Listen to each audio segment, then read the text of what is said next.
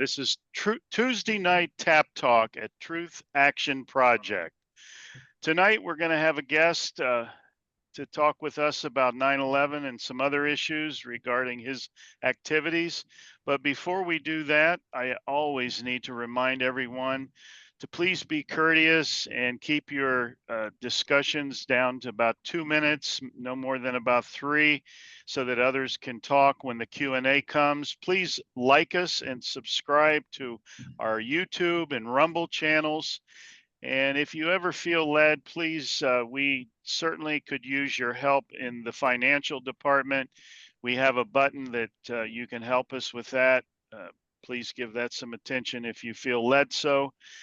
Also, it needs to be realized that any and all comments tonight are those of the individual speaker and not to reflect upon TAP Truth Action Project. My name is Mike Zarzano. And I'm Chuck Fall. And we welcome you tonight and look forward to the discussion. Chuck, I hand it over to you. Thank you, Mike. And let me say thank you, Emanuel, for being here. I know it's, well, it's actually a nice time of day for you. It's not too uncivilized, I think. Morning time in Tokyo. So our guest today, yeah.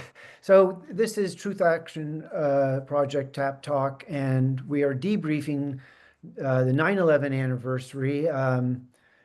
We could probably get to the Charlie Kirk business because it happened on 9/11, interestingly enough. But we're gonna talk with Emanuel initially here, and then we'll go into our reflections on the 9/11 anniversary, turning the tide event, and the Carl Schwartz presentation.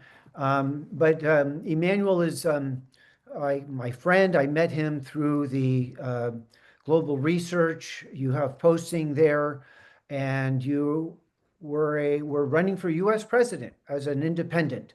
And why don't you just kind of give us a little background on what brought you to run for president as an independent, and then we'll and then I have another question, a couple more that I want to go into with you as we explore the truth movement. So, Emanuel, what led you to run for U.S. president as an independent? Right. So thank you very much for having me on TAP today. And I'm glad to have this chance to speak with everyone again regarding the candidacy starting in February 2020. I was in Washington, D.C. at the time. I had been unemployed basically for a little bit more than 2 months, and I saw what was happening at the beginning of the COVID regime, the COVID reign of terror. And I saw that we were basically trapped between these two bogus candidates, Biden and Trump. And so I thought if I could articulate the actual problems that face the United States as a candidate, that I would be able to have some impact, at least upon the political culture and the political dialogue. And I did my best, and I essentially was out of the country within a month.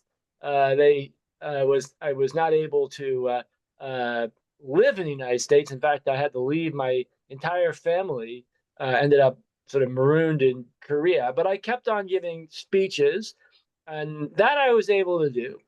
And I felt that we really had to, I mean, running for president was most certainly not in the traditional sense that we're accustomed to, this idea that you get money from rich people and line up in the media system to get on advertisements and in commercial TV, et cetera.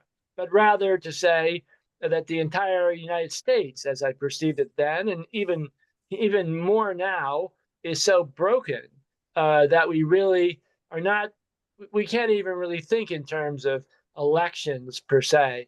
I'm not against elections. Elections can serve an important purpose.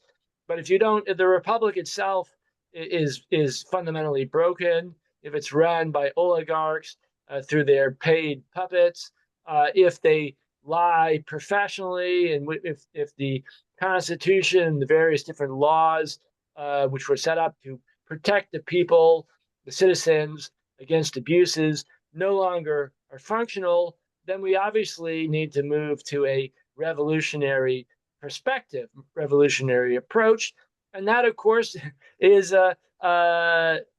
backed by, is endorsed by the Declaration of Independence itself and other texts.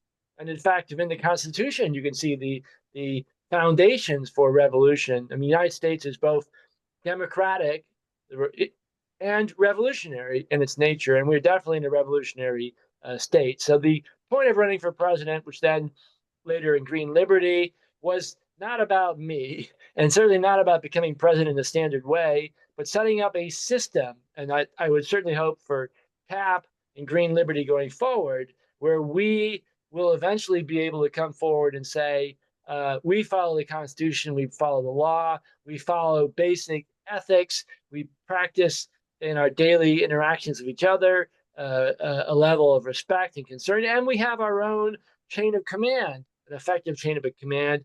We are the government, effectively, and at some future date, we can go to people in so-called government and say, actually, those guys up there who are telling you what to do, they're not following the law. They're not following the Constitution. They're following any basic morality, and they're not empowered to tell you what to do. So we have to change the chain of command. And 9/11 is front and center of that. Of course, running in Green Liberty and the month I was registered to run in the Green Party really was related to the fundamental sort of the breaking of the constitutional republic of 9/11. However, that took place like an earthquake. There were years before when the pressures were slowly building up towards 9/11. So let me interject then. So I met you while you were running as an independent, and there's a whole backstory on that. And you've written about it, and I think it's covered in. You've got a few books produced, which are collections of essays that you've written.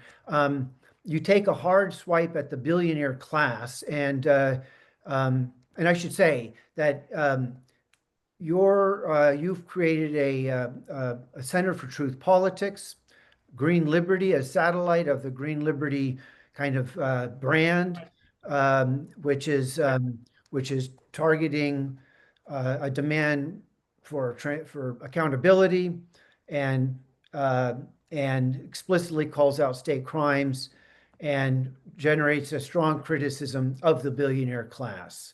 Why do you feel it appropriate and reasonable to target the billionaire class? Right. Well, I of course, the nature of power is a little bit more complex than simply the billionaire class. And decisions that are being made, strategic decisions, are not necessarily always being made by billionaires. In fact, billionaires, I haven't met a lot of them in my life, but they can be quite passive and cowardly. So there's, of course, a group of people who are doing the strategic teams and work for consulting firms, et cetera, who actually make and implement the policies. But the interests and the way in which the country is run in the United States, and this is globally true as well, has been profoundly distorted by the concentration of wealth. Billionaires are the most obvious example of that, but we see it, below billionaire as well. And the billionaires and their friends have spent an enormous amount of money promoting themselves, Warren Buffett being the most notorious of them, as a model, right, for what we should be like. And I meet young people sometimes who have been indoctrinated into sort of idolizing these billionaires. Elon Musk, also a classic example.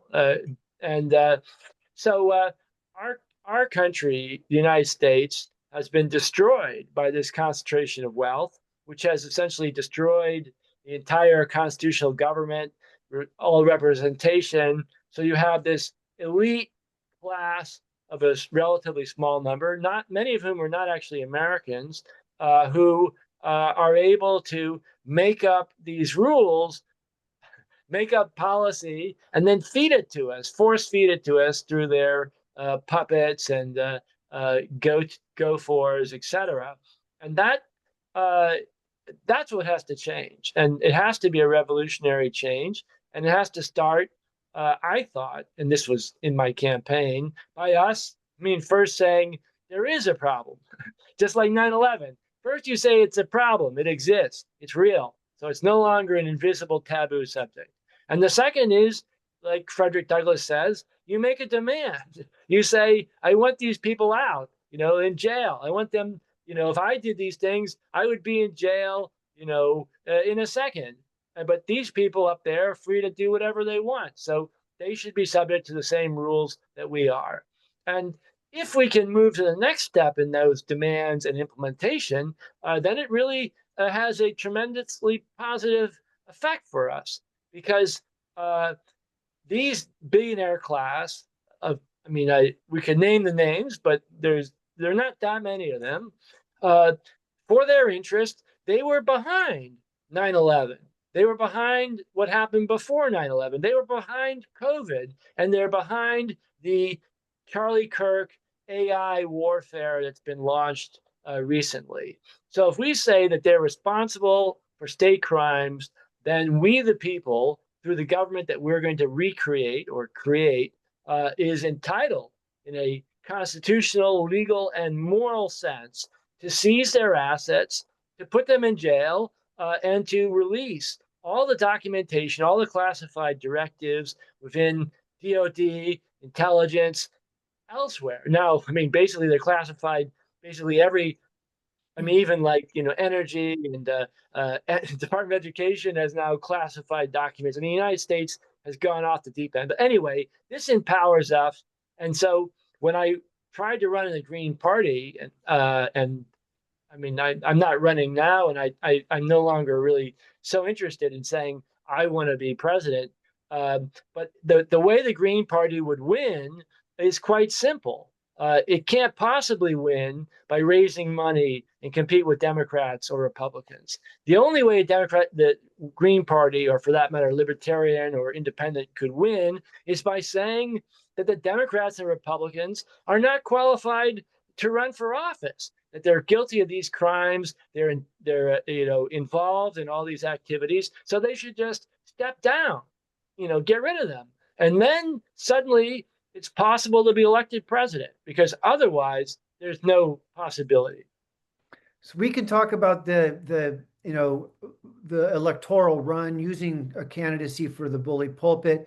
It's an idea I find intriguing, especially if there's a political truth movement.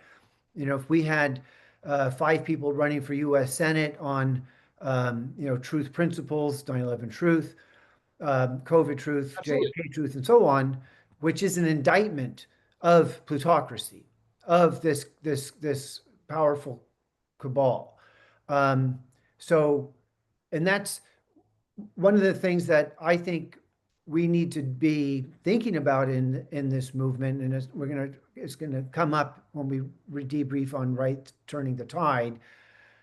Is the truth movement needs to have noble principles. We can't.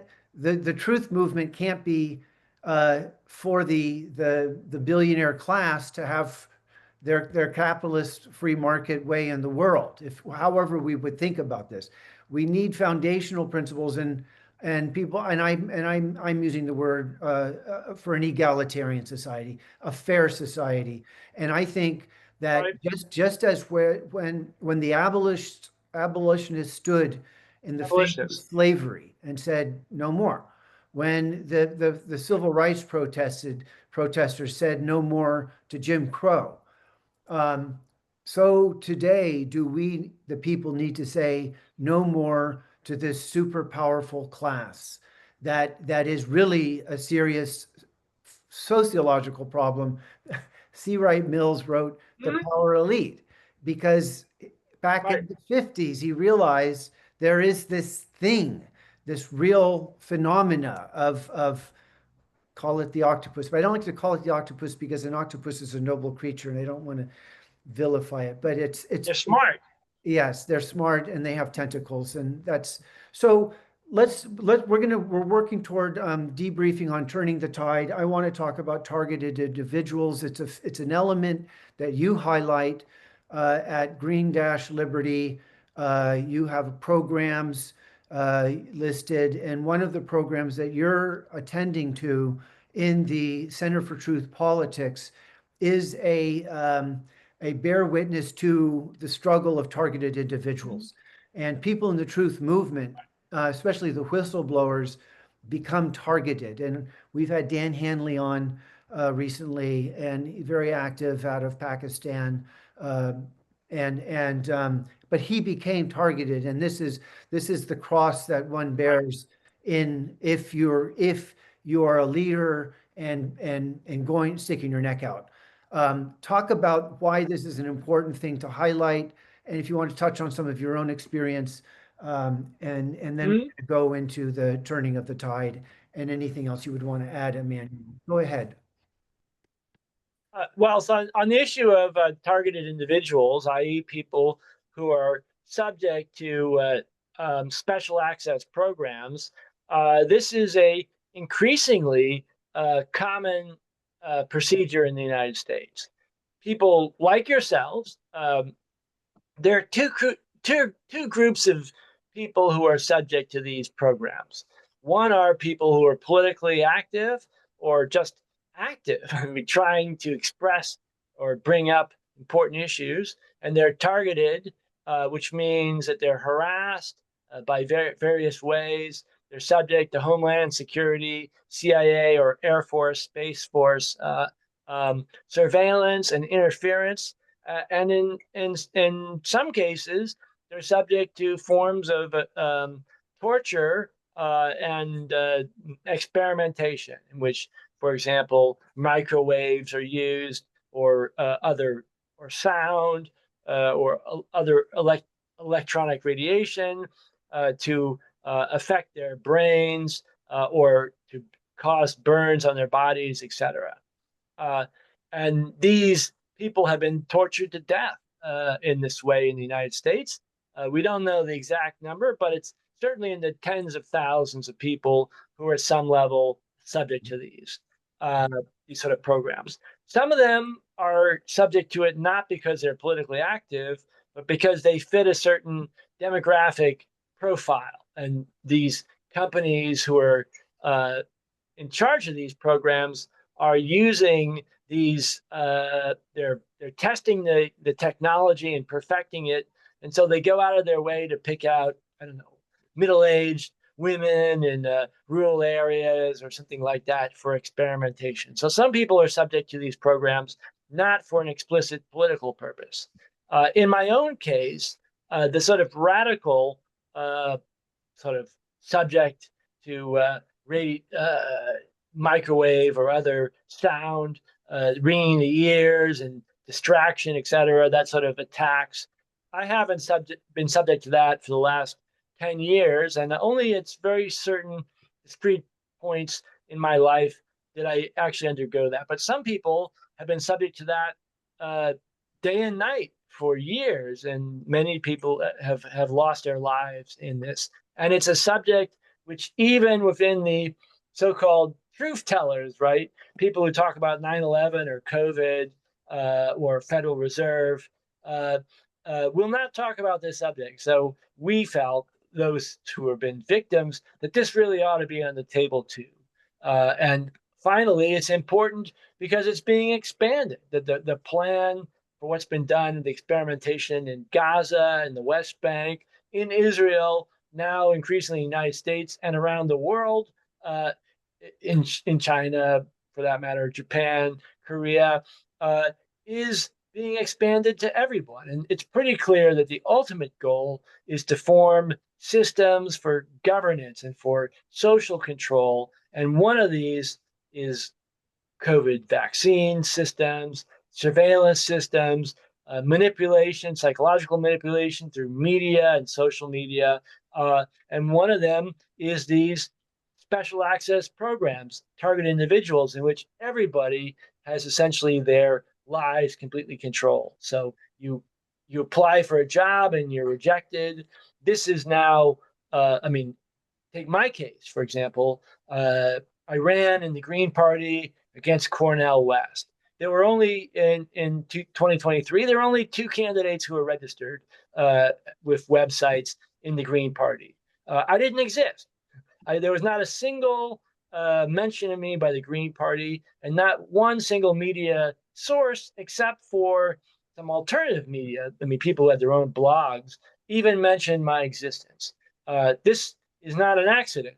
That was dictated from above, and this is true across the board. So if TAP has only a certain number of people like this showing up, we don't have a room full of thousands of people. If TAP is not a household word across the United States, it's not because you're not trying. It's not because your content is not significant. It's because certain forces in Homeland Security, I mean, basically Homeland Security now, but also CIA, Air Force, Space Force, and some other players, since now outsourced to corporations, are assigned to make sure that these potentially revolutionary, potentially effective political movements don't get off the ground. So taking that on, that structure, to sort of call it out and say it exists, right? It's a force. It's being used to rule us. And that is what politics is really about. Politics is not about getting money to run in the primaries. Politics is how control of food, control of information, control of housing, control of money, and control of activity through these target individuals, special access programs is being used by the elite to control us. That is what politics is. That's real politics. Well, we'd love to have Patrick Wood on and with his anti-technocracy crusade. And I really feel that that's the appropriate way to understand what predicament we're in. So the targeted individual thing is I guess something we have to be mindful of, sensitive to, appreciative of those that get picked on, essentially. And it can show up in a number of different ways to what you've just described as an actual attack with tech to create ill effects, like the Havana syndrome, I suppose. But then there's Right. and I guess we can segue into the turning of the tide. I don't remember her name. She was a CIA analyst, and I guess you could say one of the good analysts who had some nobility as a human being and humanitarian, and I guess believed in the cause of the American empire, but still didn't agree with the Abu Ghraib, the crazy madness that's been brought Right. on, affected through the 9/11 events. So she wasn't a whistleblower. She just raised questions internally and became sidelined. So in that way became targeted for her objections to integrity, morality, and so. Well, I mean, maybe one of the tie in here with turning tide is John Kiriakou, who was a major figure in that event, who I know personally, and who was also an analyst in CIA, who called out, I mean, other things as well, but what he's known for is calling out the torture programs run by the CIA. And for that, I think he would also qualify as being a targeted individual in the sense that he was never able to work again in any. He worked at, I guess, Sputnik English radio and for some other jobs as well, but essentially unable to work in the United States, and myself as well. After He was put in jail, 2004, right? he was in jail. I mean, he was in some ways a worse situation. He went to jail and he was unable to work in the United States at all. I don't know what his current status is, but in my case, From 2004, I was unable to work really in any American institution. 2005, I worked in the Korean embassy in Washington, D.C. for 2 years. And then I went to Korea, not willingly, but because I couldn't find any employment in the United States. And I've been back to the United States briefly on 2 occasions, but I'm in Japan now. And that's the reality of actually taking on real politics, real issues. Do you want to say anything briefly about what precipitated I mean, you've written a book. I've read your book, your story of being sidelined at the University of Illinois. Right.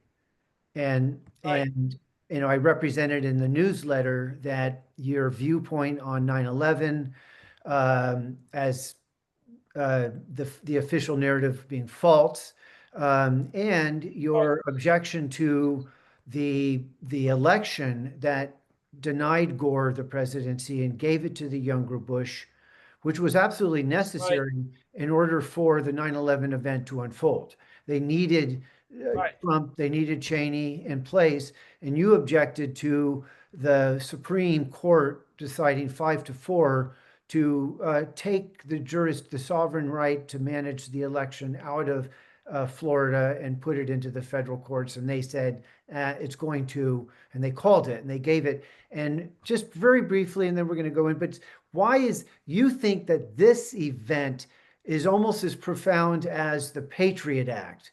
That you think through the election of that election and bringing the Bush-Cheney team was it's much more discreet and hidden than the Patriot Act. What the Patriot Act functionally did, which is enable the surveillance of mass surveillance.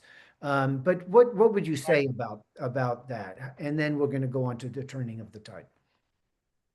Right. So thanks to Jeremy, I'll have an article on this subject and what happened to me coming out in Covert Action on the 24th, which is not that far in the future. And it's the first time in 25 years that any journal in the United States has actually treated this issue. But to sum it up briefly, I think the 9/11 incident is often presented out of context. And what happened was the Bush administration, working with a small group of elites, wealthy families, took over the United States in basically a military coup in December of 2000. The Supreme Court ruling was not, it was compelled. I think probably the Supreme Court members were compelled, maybe with threats, to give that ruling. And the United States, a military government, was set up, which reached its peak in February to, say, June of 2001. So the United States was under military rule. There was a radical effort to suppress any effort to discuss the election or how Bush had gotten into office, and people were killed. I mean, we don't have the details because this story of what actually happened in the United States between December 2000 and the Iraq War has not been told. It's still sort of a taboo subject, and to some degree, I would say, when I was trying to run for president, I wanted to say, this is my contribution, was my efforts in these to oppose that military government in 2001. But the problem with my achievement was it never happened, right? It's not even discussed. For example, in the article, I talk about my role in the effort within the military to resist the invasion of Iraq. And there was a week before the United States went into Iraq where basically the Army refused the orders from the Department, from the Secretary of Defense to invade. And there was an immense rebellion within the military. This topic has never been treated in any of these truth-telling, conspiracy websites. It's a subject which is off the record. It cannot be discussed. So part of the effort to address 9/11 is to see it in context. First, why did this happen? One was to start these wars. One was to special relationship with Israel, the United States, etc. But part of it was that the Bush administration was encountering increasing resistance within the United States and within the federal government itself. And it was forced, or it felt forced, to do something extreme in order to maintain its power, not to be overthrown. And that story of what happened up until 9/11 is still a taboo subject in America. And I hope we can start to talk about it now. Hey, Michael, we have an audience participator that would like to ask you a question. Ellen, please go ahead. Actually, I was just going to add, and Chuck mentioned, I mentioned Kevin Annett is somebody that and Aaron Good, but Kevin Annett, if he's really an interesting character, so I want to get him to come speak. And he's been done for the Nobel Prize, but Sean Atwood has interviewed him the last few weeks, and he actually has evidence that there's this court.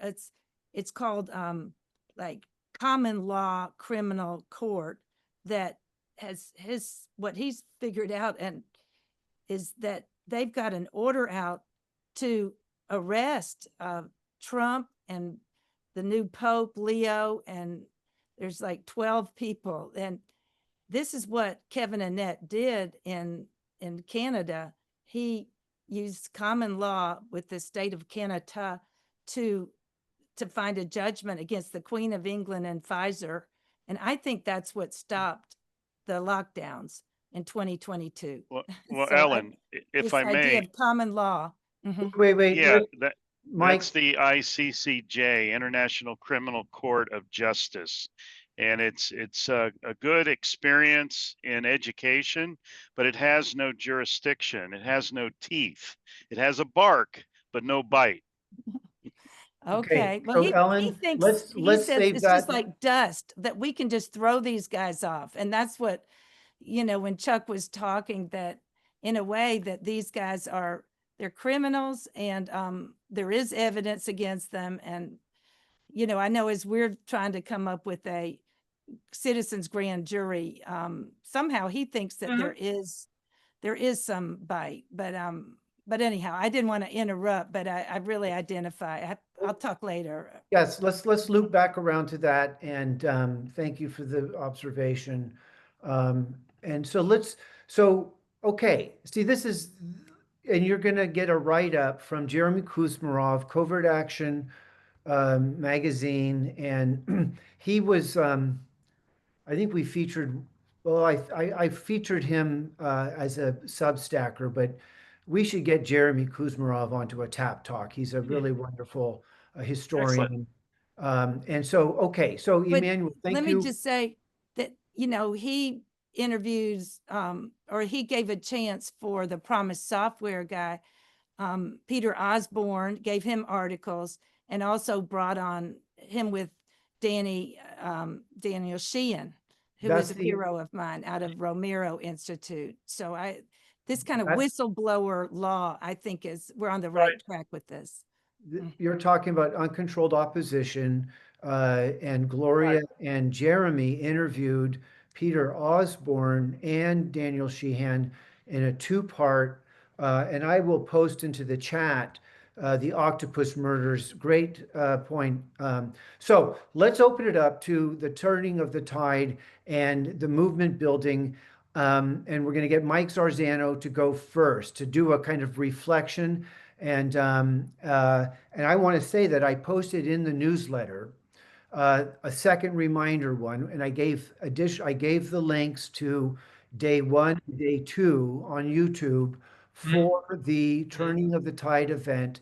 I highlight from day 2 the opening remark from Commissioner Joya. He's one of the firefighter, and then Eric Lawyer. And then I give the timestamp for Dennis Kucinich. And there's a very interesting little remark from Dana Rohrbach, who he's very, very kind of odd guy from Congress, who is always a friend of Russia, apparently. he has a story to tell I give the timer. So go to the newsletter, and we could maybe show some of these later. But what came up in this 9/11 turning of the tide was Joya saying, this is a treasonous event. The 9/11 event is Right. treasonous. And then we had Eric Lawyer saying, Senator Johnson says, you're not going to don't do something over and over and expecting it something different is the mark of insanity. So the political movement is the firefighters joining with citizens in a tribunal, a kind of a truth tribunal event. And those are my takeaways. So Mike, let's give Mike we'll spotlight Mike, and you're going to you have some perspectives for sure, Mike, and we've talked already. I mean, I don't know, but Mike, you've got it. Take it away. Tell us, get us going here. How should we be thinking about the event? Oh, thank you, Chuck. I'd first like to say that the event was historic. It took a lot of effort, time, and money to put it on, and I want to thank all those responsible: Ted Walter, Richard Gage, Sandra Jean Laratonda, and others that I have not mentioned. But the event was very historic and full of content. However, there does need to be some critical thinking about the event. I first want to say, though, Dennis Kucinich was the standout speaker. He was head and shoulders in his remarks above others. Regarding the 9/11 event at the Pentagon, Xander was absolutely spot on, and so was Craig McKee for the most part. I really enjoyed both of those individuals in their presentation. It was historical in the sense that we had so many official, representatives. We had a senator there, Ron Johnson. However, Ron Johnson, the day before, had voted to not release the files of Jeffrey Epstein. That is a major problem. How can a man that is in Congress as a U.S. Senator vote to stop the release of files that we are due? We, the people, have a right to see these files. And he voted against the files being released. It defies logic. And Mr. Ron Johnson needs to be confronted about this. This happened the day before the event. It's unacceptable. There needs to be some house cleaning that takes place in the 9/11 movement. We had Barbara Honegger present an idea that was very, very foolish regarding the Pentagon. She made the claim in this presentation that was seen by thousands and thousands of people. She made the claim that Dick Cheney ordered a Marine helicopter to shoot down an incoming airliner that was going to hit the Pentagon, and that's how the wreckage ended up on the lawn 120 feet to the left of the Pentagon building where the fires were. And this is just unacceptable content. Why such an idea would be allowed to be presented at such an event is beyond me. It was embarrassing.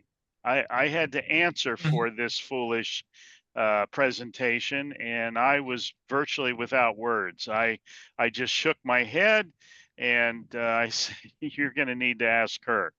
But that was what happened. The wreckage that was found on the lawn was so minimal, and the pieces that were found were extremely clean. They had the letters, you know, partial letters of American Airlines on them, and the pieces looked like they had just come out of a body shop being painted, and the metal had been ripped around to make it look like it was, you know, something of wreckage. There were no 757 engines found. There was an engine found, but it happened to go to an A3 Skywarrior, which is where we come into the picture, and Carl Schwarz and Dan Hanley. They have photographic evidence. Well, actually, Carl received the next day email photographs of the wreckage that was found, and the big crated item being carried out by men in suit and ties is claimed to be the fuselage of an A3 Skywarrior. A partial wing was laying on the ground that was photographed, and it did not come from a 757. It was from a smaller aircraft. So if you look at the picture behind me, that is the surveillance camera footage of the impact at the precise moment of the peak elevation of the explosion. It makes for a nice pyramid shaped. I need to turn that so you can see it better. Well, that doesn't really do it justice. Yeah, it does a little bit. It's a nice pyramid shaped ordnance explosion, and that's exactly what hit the Pentagon. It was ordnance. That fire that you see is vertical, it's symmetrical, it's shaped, and it's relative to an ordnance being exploded, not 6,000 gallons of jet fuel hitting the building at 400 miles per hour. You would have seen a rumble tumble type explosion, forward inertia looking explosion moving inward into the building, not a nice, perfectly pyramid vertical shaped explosion. So that's what's some of the good that come out of the meeting. But there needs to be house cleaning in the 9/11 movement, and I think that's beginning. So that's my take on the Turning the Tide event. And again, I want to thank everyone that put a lot of time, energy, and money into this event, and we are eternally grateful. Thank you, Chuck. Can't hear you, Chuck. Okay, thank you. There you Mike. go. And so let's have, I have the clip. We could watch the opening from Commissioner Joya. We could do 5 minutes. But while Ellen has her hand up, so let's go to Ellen, and this is a Q&A time. We're opening up. I want to go back to Emanuel and have him kind of reflect on what his takeaway from the 9/11 event, and if we want to go into the assassination, and because it really feels, what we know. I mean, the thunder of what could have been a 9/11 anniversary reflection was preempted by an assassination event, which was shock and awe, keeping the American population in the state of fear and stress. And we can debrief on that. But Ellen, your hand is up. Go ahead, please. Yeah, I wanted to just comment on what Mike was saying.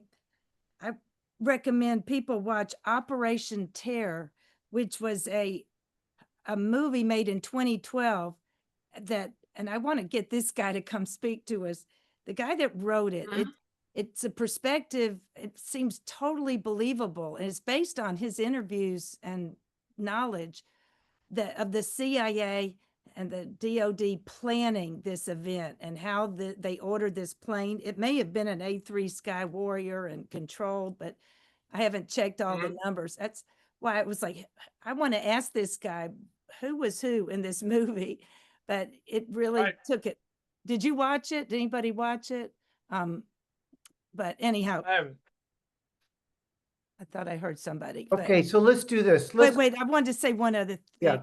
just about the turning the tide and the event. So yeah, that kind of movie, and really, the contradictions between the story they tell us and what really happens. I think that's exactly why Emanuel's story. I haven't read his book, but these are the most important stories that we need, to give more public relations to, because their job is to distract us. Though I think, when I was writing about the 9/11, and then I'm writing about the Charlie Kirk, it was in my brain. I'm like, this is kind of the same thing, right? And then I got on Donald Jeffries. He's now opened his Friday show that we can just jump on. And I was like, I think it was the Mossad. And it's like Wag the Dog and like Network, and the guy was, and I said, and I don't know why they're sending people to Chicago, because there's no crime here, and these guys are going, yeah. And I think that the young people out there are waking up, and they're desperately trying to distract and with the media. So anyhow, it's all kind of part of the same. It's a strategy of tension, Operation Gladio, and people are talking about that. I So would like to thank know you, more Ellen. about your experience, Manuel, in the Well, let's- military or whatever that was. So, but Oh, Wait, excuse well, me. Wait. Emmanuel, hold a Go ahead. second. I'm going to thank you, Ellen. And what I want you to go ahead and take right now, Emmanuel, is reflect on the Turning of the Tide event, if you tracked it at all. I know you posted a Substack, and I'll put that in the chat. Give us what's coming up for you on the 9/11 anniversary, preempted, eclipsed by the Charlie Kirk assassination, however we want to think about this. Right. Well, I think we should see them as part of the same equation. The turning the tide. I mean, there are four of those people who I worked with quite closely. Richard Gage was one of only two people, well-known people, who endorsed me in my candidacy, along with what's the other person? Your previous Green Party candidate for president, Cynthia McKinney. And then Dennis Kucinich had supported me, and we worked together on his campaign. John Kiriakou, I mentioned previously, and Kurt Weldon also, who I met in Korea and who was very helpful on multiple fronts. So it's very impressive that we were able to do this. I think it's a historic. It really is turning the tide. It's the moment at which, in Washington D.C., you can actually, in a formal way, address these previously taboo subjects. But as Michael suggests, there are still some parts which are taboo, or they're mixing in, 60-40 with some junk, and that obviously is something that has to be addressed. We have to resist. The Charlie Kirk incident was not an accident for that day, and I describe it in my recent post as being basically Pearl Harbor for AI information warfare. And the whole event was set up with multiple contradictory information, contradictory videos, in a way that was meant to draw people in, so that each person, depending on their background and their perspective, would read it in a different way. And it would fragment comprehension of state of affairs in the United States. And I think the whole, even this exaggerated term assassination instead of murder or attack was meant to create dysfunction within the body politic. And the whole thing was set up with AI. All the images, I'm not going to recite what people have already posted elsewhere, but supposedly there were hundreds of people present there, but the only videos showing up anywhere are basically, I think, from two cameras. And there's seems to have been altered and manipulated. So from the very beginning, the important point is this: the information is flawed. We don't know the full story, but the Trump administration is going full force to try and punish anybody who sees Charlie Kirk as anything less than an assassination or anything less than a national hero. And this is similar to 9/11 and similar to COVID in the psychological aspect of it.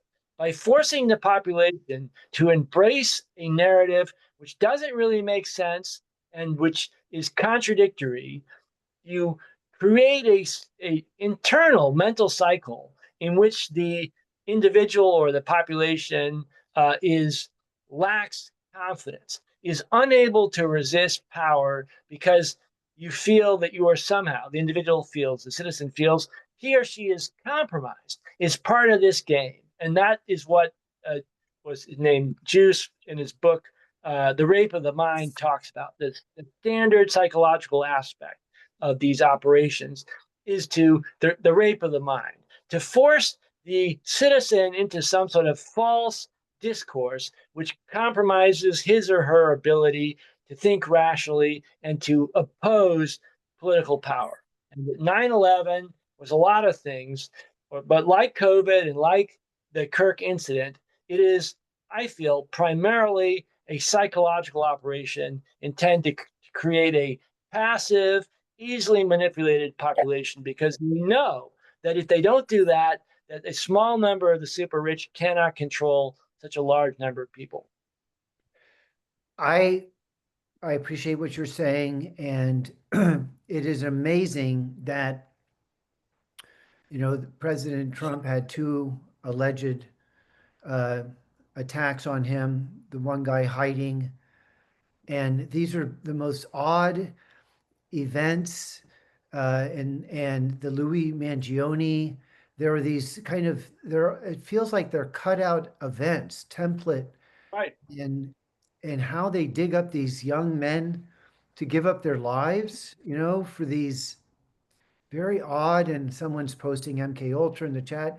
I mean, you know, these are rabbit holes, and I personally, I mean, I posted in the newsletter, a friend shared with me, a guy, Draco, does three different perspectives, and you see the bulging t-shirt, and all of a sudden in hindsight, I feel played, like what that was, at another AI event, another pump, you know, fill the zone, flood the zone with the shock and awe and the imagery, and occupy consciousness. This is, and if he wasn't really killed, then what's up with that? So we have this amazing complex theory, and it's kind of like what happened to the people in the airplanes that flew into the building. Good If they question. didn't fly in the building, where did the people go? These are these nagging aspects of being a political truther, that I think sometimes going agnostic is better than insisting you know absolutely what's true. Um, so so um, so I'd like to share. Let's watch the opening of this Commissioner Joya, and we'll just watch 4 minutes, and then because it's something, and sadly he gets interrupted. They have a glitch.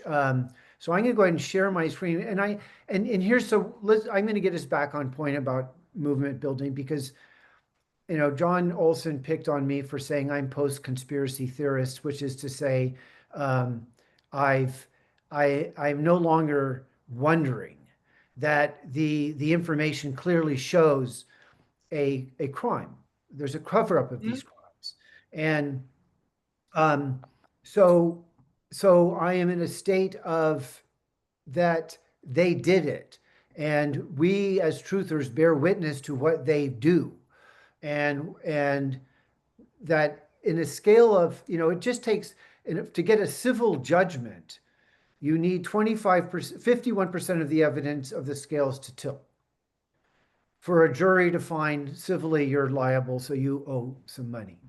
The president can be impeached by 2/3 of senators, but the evidence only needs to be 51%. It's not beyond a doubt criminal conviction.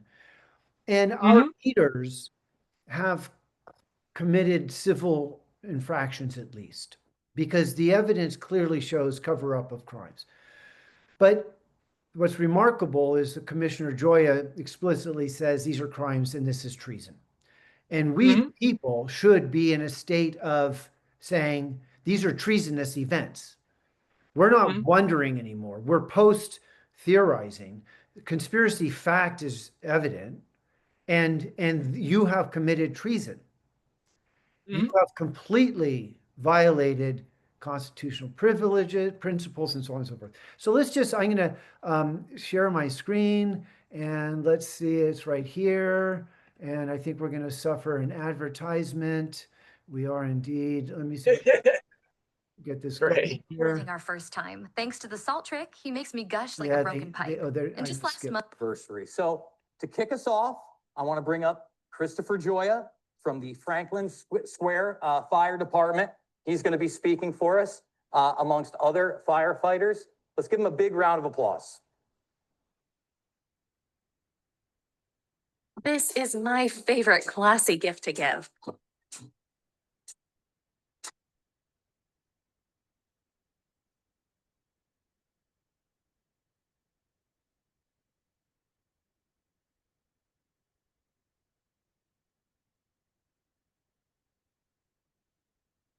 Do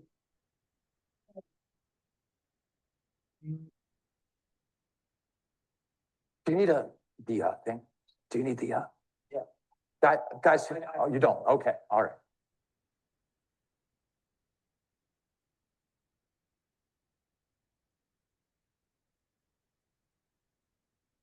"24 years ago, on a beautiful September morning, monstrous evil in the form of murder and high treason descended on America from cloudless blue skies. In the span of a few hours, our country and our world changed forever. Who would dare contemplate such a brazen attack, let alone carry out such a complicated plot? The makings of the attacks on 9/11/2001 can be traced back to another similar plot hatched not by Muslim terrorists, but by our own military and the Joint Chiefs of Staff at the Pentagon in Washington, D.C. The year was 1962, and the plan was called Operation Northwoods. The false flag operation, which is literally the blueprint for the 9/11 attacks, included the hijacking of commercial American jetliners, which would then be swapped out for drone aircraft, which would be blown up by remote control. And it also called for the CIA to orchestrate violent terrorism in U.S. cities, all of which were to be used to ignite and drum up patriotic support for an invasion of Cuba. The proposals were rejected by President John F. Kennedy, and the plan was shelved along with the general, who was headed the Joint Chiefs of Staff at the Pentagon. Fast forward 38 years. Lower Manhattan is shrouded in smoke from the fires that are burning where the Twin Towers once stood. The Pentagon has been attacked, and there's a hole in the ground in Shanksville, Pennsylvania. The country is in a state of shock, and yet the official narrative is already being fed to the public, anxious for answers. Enter L. Paul Bremer. Bremer was appointed chairman of the National Commission on Terrorism by House Speaker Dennis Hastert in 1999. On 9/11, Paul Bremer was also an executive of Marsh & McLennan, a company whose WTC offices were targeted by one of the planes. Coincidentally, Bremer was also on the board of Komatsu, a company which in 1996 had developed a nanothermite demolition patent that could demolish a concrete structure at high efficiency while preventing noise and flying chips. On the morning of 9/11, instead of going to work at his office in the Twin Towers and dying with hundreds of his fellow employees, Bremer shows up at MSNBC studios, not as an executive at Marsh & McLennan, but as a self-described counterterrorism expert. He's seemingly unbothered by the fact that his office has just been blown up and his coworkers have all been killed. He amazingly gives us the first announcement that the perpetrators were mostly Osama bin Laden, Iraq, or possibly Iran. Okay, you caught the remark about treason. He used the word treason. And the rest of his presentation is he names names. And we could go and look at the passage where Eric lawyer, talks about movement building, and I'm excited. I think we're all excited, and that there's so what's profound about this is what the implication is. The implication of the nation being aware that essentially our leaders committed a crime. Mm-hmm. And that's the thing that they keep hidden. That's the thing they struggle mightily to deny. And so there's some hands up. So let's expand here. Let's go to Jude, I think, and please unmute. And what's your takeaway from what we're reflecting on, debriefing on 9/11 truth and building movement, and what are your thoughts? Well, first I wanted to question why Emanuel objected to the word assassination, because I just looked it up to make sure I was accurately understanding it, and it's murder by sudden or secret attack, often for political reasons. So I think Brother Charlie was killed quite clearly as an assassination.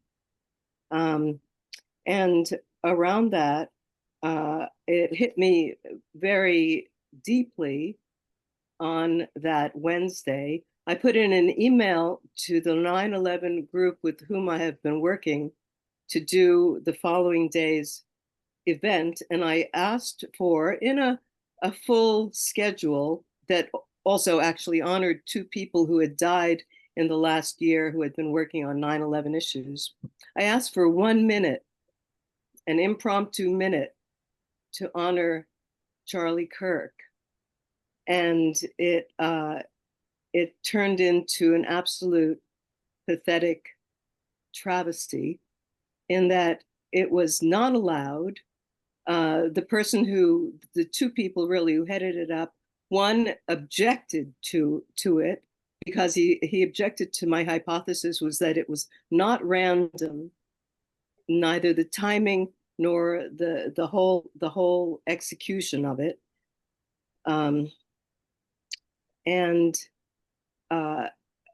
It was just denied. And then since then, I left in disgust, kind of midway through the festival, and I let my anger settle out for a few days, and then emailed the group and said that I could no longer. I chose not to participate any longer. And I had started a month after 9/11. I started producing events with Mike Rupert, to which actually Barbara Honegger came to one of them, and I was honored because I knew she had smarts and had worked in the political arena, with the October surprise and all of that. So, at any rate, some of these folks on those early events asked if they could come and table, and I said, sure, come on, bring your stuff, network, it's all a shared cause. So I've known them for 24 friggin' years, and yet I asked them for 1 minute on stage, and that was denied. I found the disrespect to Charlie and the disrespect to me, both untenable. And since then, the emailed conversations have shown that they have called Charlie Kirk all of the cliched left slurs that we've heard from the whole cliched and slurring left in general. Racist, homophobic, misogynist, I mean, just pathetic, ridiculous characterizations of him. So it's it's been revelatory and painful that there isn't even that much awareness, as far as I can tell. I mean, there's somebody in this 9/11 group that I spent really 5 years trying to get him to wake up to the fact that it was a pandemic.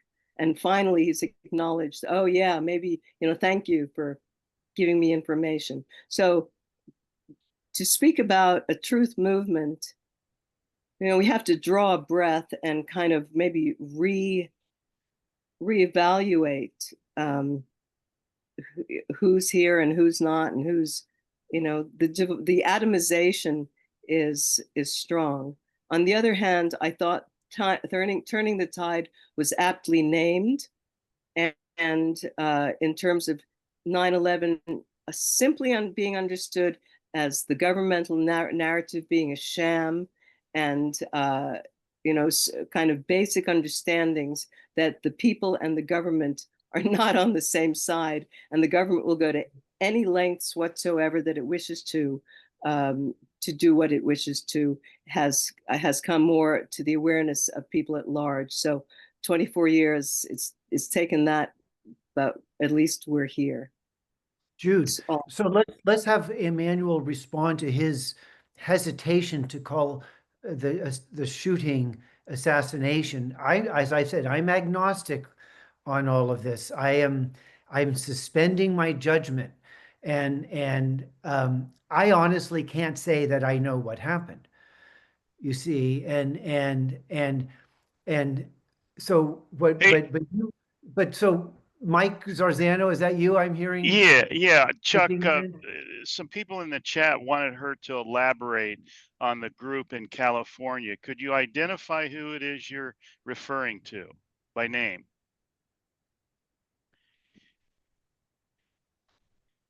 Did you hear the question, Jude? You're being asked to. Oh, sorry, I didn't hear. Would you repeat that? My internet came through funky. Yeah. Some people in the chat were wanting you to elaborate more on who in California you were referring to. Could you give us the name of the group, perhaps? It's the Northern California or San Francisco 9/11 Truth Group. Okay, all right. Okay, good. So at the 9/11 Film Festival that she has organized every year or been a big part of, right? And I had wanted to go out there. They actually had. Is that Carol's group, Carol Brule? Jude, right? Jude, yes. You were the 9/11 Film Festival. I don't. Okay. Sorry, what? Yeah, we got some. Our feed, our timing on the electrons, zeros and ones and so on, is interrupted. Jude, Ellen just asked you to elaborate on Carol Brule being part of the group you're talking about. Oh, Jude. Yes. I don't. Can you hear me? Okay. Yes. Now you are. Yes. All right. Good. After a few years with Mike Rupert and some other folks, I stepped away from doing events, and Carol and company took it up, and they have been doing the annual film festival. And a few years back, I guess it's been 6 now, because it was before COVID, I rejoined the group, or I joined that group and thought, okay, let me put some energy in, because I had foolishly stepped away thinking surely this would be as blatant to everyone as it is to me, and it doesn't need my continued energy. But when I stepped back and I found issues with the group, um, and yet I persevered. For instance, the COVID issue was censored from being dealt with because the wonderful man who offers the Grand Lake Theater in Oakland didn't want to deal with the COVID issue, partly I think on a personal level and partly on a Oakland City Council trying to, I don't know, being a business owner in a city government that was still going with the COVID narrative like they all were, you know. So the group decided to stay there at the Grand Lake rather than finding another location. So, you know, there are issues within the group that didn't sit well with me, but anyway, so I don't know, Ellen, what it is that you were asking me specifically about the group or the event, but it happened on Thursday and Go ahead. Yeah, I was just clarifying what you had told me, that it was a film festival that yeah, has well, it been was a film going on. festival, but there were 3 speakers. Mhm. And I don't know, I saw a Bruce here. I don't know if it's the Bruce, but there was a Bruce who spoke there, Bruce de Torres, and Raul Anguelo, who is a firefighter who has been part of, I think, a significant part of the Turning the Tide event as well. And a gal, Amber Yang, who is a filmmaker and activist and part of a thing called Want to Know, which is an e-list website that has both a dark and a light side. So anyway, Let me just jump. Raul, Let me interject. Okay, so welcome to TAP. We are not we don't discriminate against political truth. Okay, if you want to talk about Lahaina burning down and the Palisade fires and toasted cars in Manhattan on 9/11 and the COVID, you know, and so on, we're really wide ranging here. And we won't kick you out for raising a question about something that's not being discussed. So let's and please, and I'm glad you connected with Ellen, and let's go back to Emanuel and let him Could I say one thing? defend himself for Mhm. questioning Okay. whether we should use the word assassination Okay. to characterize the events around Charlie Kirk. And then we'll come back to you, Ellen. I'm going to put okay. So Jude, welcome and nice to meet you. And thanks for bringing this up. But let's just shift around here and let's put it on Emanuel to respond to that. That was a good question. Well, I think one of the problems in truth politics is you bump up against truth. And I appreciate Jude's thoughtful approach and question, but the Charlie Kirk incident, to see it as assassination, gives a legitimacy to what Charlie Kirk was engaged in, and to the event itself, which we don't even know whether Charlie Kirk actually died. Maybe he did, maybe he didn't. That it doesn't deserve. Charlie Kirk, his actions were anti-American and illegal by their very nature. They were a fascistic effort to mislead the public with false information, to try and convince young people that what was being done in the United States was that immigrants and foreigners and Black people were stealing the jobs of Americans, and that immigration was the great threat, and it was being organized by Jews and Chinese. And this was an enormous fraud.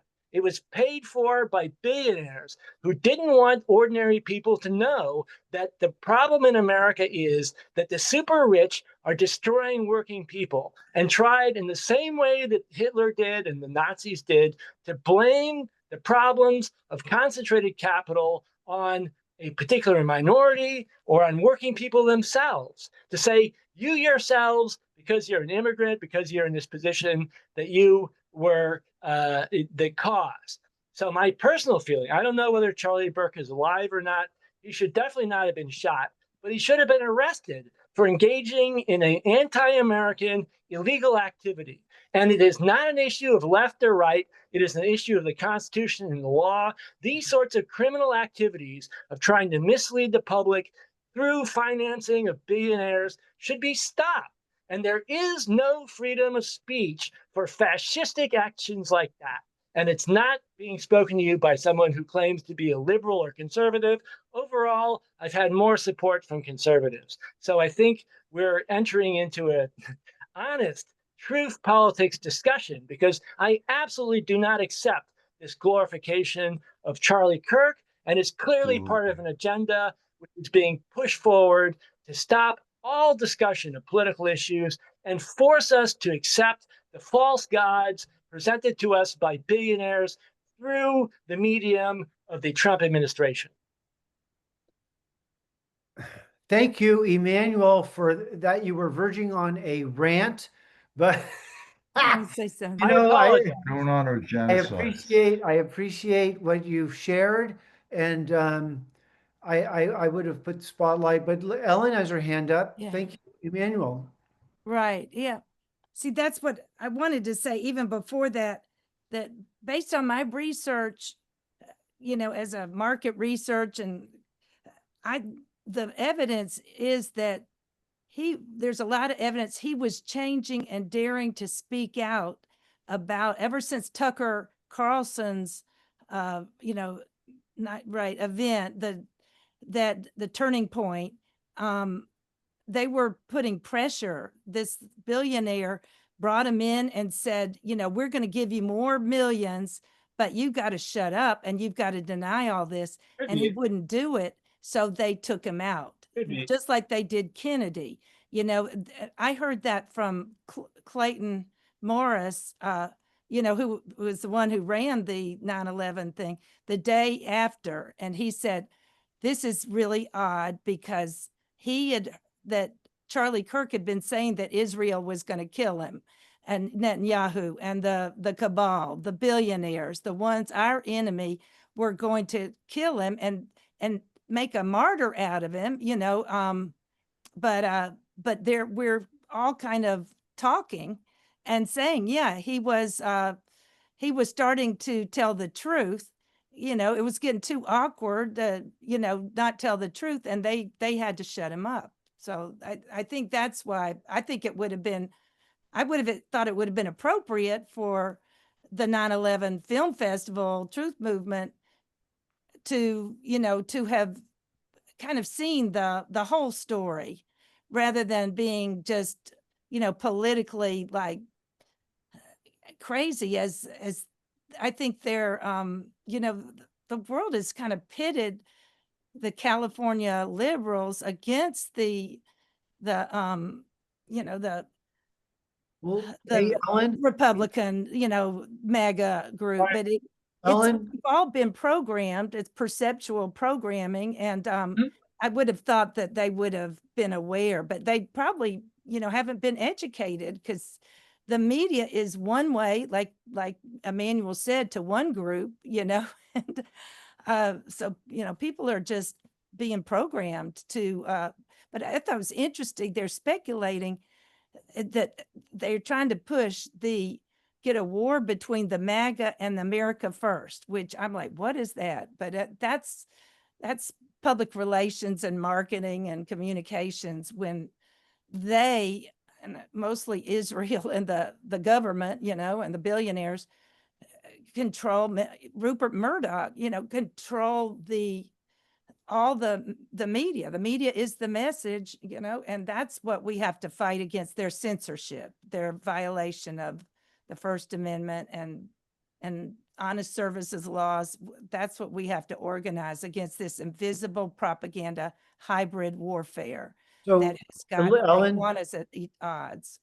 let's have Emanuel just give some response to your take on the events surrounding Charlie Kirk, because you just represented that the assassination, or I'll use the word, and Emanuel can correct me if this is not appropriate, No, I'm not. of Charlie Kirk was like the assassination of John F. Kennedy. And Right. I have a problem with that because the events of John F. Kennedy getting killed did not have the sophisticated levels of capacity to Yeah. manipulate consciousness. But Emmanuel, do you liken the just Charlie Kirk event to the Right. is it like a coup occurred under JFK? Is it like the same? Or is that a And it distracted us Right. from the Epstein. I mean, That's true. right? It's a distraction. It's a confusion. They're getting Oh, everybody it's at arguing least with each other. And absolutely, Ellen. It we're is kind of waking up. Mhm. yes, but to say it's like the JFK assassination, I to do think they organize these things. All these operations say are in that way plots. it's similar. In that way it's similar, but I And just they wanted Kennedy to shut up about the atom bomb, that Israel had stolen the atom bomb, so let right, me had been given to them by them. And so they, they had to shut up, like a mafia will shut up its controlled people. okay, so Ellen, let me just part of what I feel passionate about and why I'm involved with TAP is the prospect and why I'm also involved in Green Liberty. And Emmanuel and I share Green Liberty as a desideratum, this possibility that we would all kind of understand the imperative to liberate from plutocracy and build a republic that's not corrupted. So so I want to focus on that, I guess, is and what I feel happens with the Charlie Kirk thing is we all of a sudden, all of the air in the room has been sucked up. So now there's no oxygen to think clearly on what the fuck, what's going on. Excuse my, I was I approaching think French. the government, the young, if we can get the young Republicans to know that our government is criminal and lying to us, that's a start, right? And then by the next election, they're going to try to, like they did after the Kennedy assassination, Okay. or So, what we had, the yes. Watergate or whatever, after some things are exposed. So the idea is to get them talking amongst themselves rather than, and not trusting the media and the narrative that Trump so let's- and both parties are given to them, right? Just the military industrial complex, national security state, they have to start realizing that it's right not to trust anybody. But what can we trust? Ourselves. And we've got to, like we're trying to do, I thought, is kind of organized locally and globally around these global issues to stop our own American empire, billionaires and mega group. And, we've got to really get the truth, and that we've somehow got to push out those people who have been lying to us. Get them to step down, like a truth and reconciliation hearing. Hey, Ellen, let's let Michael respond Okay. to your comments. You made some very interesting comments. Michael, go ahead. I think you mean Emmanuel. I mean, yes, Emanuel. Yeah. So let's Mhm. reflect, Emmanuel. I think you had some. I just want to say that TAP wants to advance a I use the word clinical critique of power, but Right. we need to agree on basic principles of the better society, and that's another level of conversation. We had Paul Delorier, and he has political theory of local empowerment to fight corruption, and these are things that are out there that we always need to be circling back into. But reflect for a moment, if you would, Emmanuel, on Ellen's observations, and I think you had some thoughts. Right. Right. Well, I mean, the truth politics is a dangerous game, and it leads you into difficult situations. On the question of whether Charlie Kirk was assassinated, if he was assassinated, for being critical of Israel, I think it's pretty clear that there's a group around Trump from the beginning that was deeply hostile to Israel. And Trump has been supported by contradictory. One faction, I mean, essentially, Trump was created by the Adelson family with Netanyahu. They're like twins. But at the same time, there's a whole group behind Trump who want to say that everything was Israel and everything was the Jews. And this also is a powerful force. And this is the turning of the tide, the moment in which the far right in the United States goes from a unconditional backing of Israel to saying the Jews did everything. And also extreme position, and that we're seeing that shift. So it is certainly possible that Charlie Kirk took that other route among the so-called conservatives towards a critique of Israel and critique of Jewish influence in the United States. That would certainly make sense.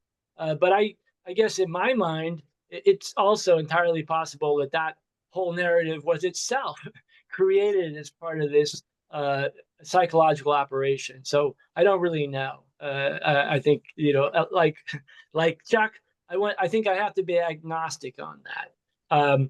But we are facing enormous. I don't know. That's a good answer to the questions raised. But I did have a little bit of concern about this. There was sort of an assumption, if I understood Ellen, that young Republicans would come around and lead the way forward. And I think the Republican and Democratic parties are equally corrupt and dangerous. They cater to different corporate interests and different investment banks, but there really is no difference. I don't expect either of them to lead us to truth. And I think we have to break completely with both and to recognize that both of them are essentially run by criminals, by people involved in massive criminal operations, and that we the people has to be from us. And I guess I also have a certain resistance to the position to say the government lied to us, right? Because the government lies to you. Clearly, this is the case. But the biggest problem we're running into now is the way in which the world is run by multinational corporations and multinational banks, and that they are the ones that are actually making the rules. And so the problem in the Republican Party or even libertarians, a lot of the conservative groups whose basic values I share, but the one thing that I find very difficult and problematic is that they say the government lies, the government's unaccountable, we need a small government, and corporations will step in to play this role. The corporations should be free to do whatever they want. And this I find profoundly wrong, because corporations, multinational corporations, are in fact just another form of government, a worse form of government, a government which is less transparent, in which the relationship between profit for stockholders and billionaires and the actions of the corporations is even more direct. And now this massive privatization of government around the world, and especially the United States, essentially everything's being run by multinational corporations. So we need a government, an accountable government connected to the people, and that's our only way forward. And the effort to demonize government, I think, slows us down from making the final step, which is to say, we, the people, are forming a government, our own government, not subject to the Democratic, the blue and red puppets, not subject to multinational corporations or the billionaires behind them, but from we, the people, just to make that declaration of independence. And that's, I think, TAP's critical role.